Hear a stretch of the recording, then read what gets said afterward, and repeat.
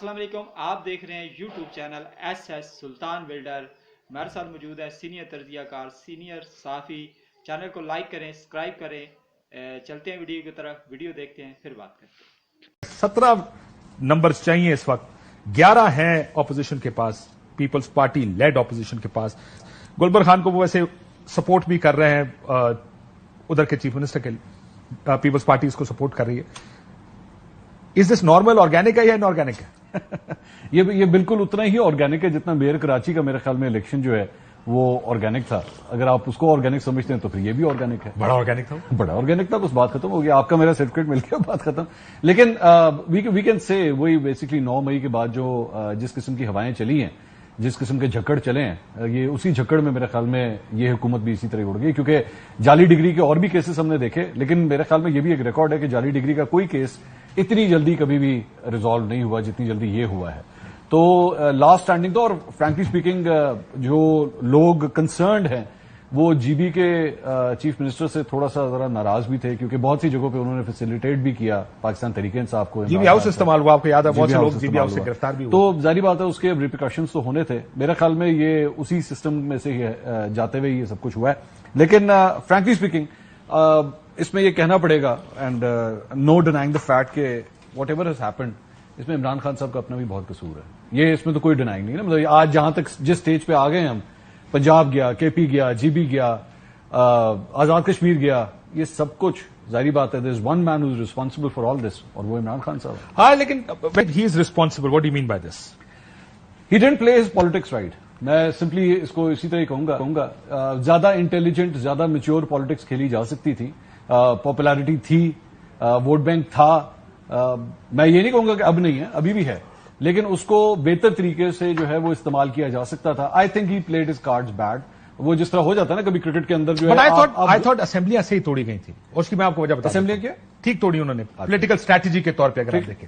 और उसकी वजह क्या है?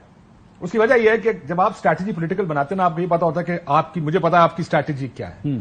पास करें elections, as a political party उनको इलेक्शन चाहिए, ठीक। और जैसे आपने सुना कि उस वक्त बाजवा साहब ने भी कहा अगर आपको इलेक्शन चाहिए तोड़ दें। नून कह रही थी कि आप असेंबलियां तोड़ दें, आपको इलेक्शन मिल जाएंगे। और आपको उनका ये खौफ और खदशा भी था कि इलेक्शन से पहले उनको नायल कर दिया जाएगा, उनको जेल में डाल दिया जाएगा। So what you do is कि जो उनका प्लान होता है आप उसको किसी तरह तोड़ने की कोशिश करते हैं। एक और चीज इसमें ऐड कर लें कि मौजूदा चीफ जस्टिस के होते हुए वो इलेक्शन, अगर आप उसको भी इसमें ऐड करना चाहें, अगर उसमें आप ये ऐड करना चाहें। लेकिन मुझे लगता है कि ये भी एक एलिमेंट होगा, लेकिन सबसे बड़ा एलिमेंट जिसकी वजह से ये फैसले किए गए वो ये था कि जल्द से जल्द इलेक्शन कैसे मिल सकते हैं। So you make a plan.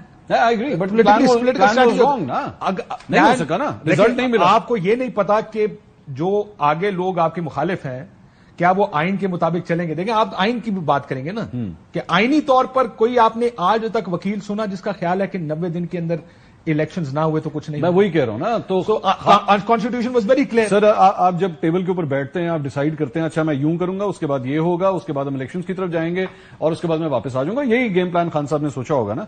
लेकिन अगर तो खान साहब ने ये नहीं सोचा था कि ऐसी भी कोई गैर आईनी चीज हो जाएगी कि इलेक्शंस होंगे ही नहीं, ये लोग मानेंगे नहीं, ये सुप्रीम कोर्ट की बात भी नहीं मानेंगे, तो फिर खान साहब की गलती हुई ना। That should have been on the table. फिर तो वो ये भी सोच सकते हैं कि यार अगले 4 साल इलेक्शन नहीं होंगे इसमें। सोचना चाहिए, और अगर सोचेंगे तो फिर अच्छा चलिए, आप मुझे बताइए, आपके मुताबिक, मेरे मुताबिक, कानून के मुताबिक, आइन के मुताबिक इलेक्शंस 13 अगस्त के बाद 60 दिन के अंदर हो जाने चाहिए, हो जाने चाहिए ना?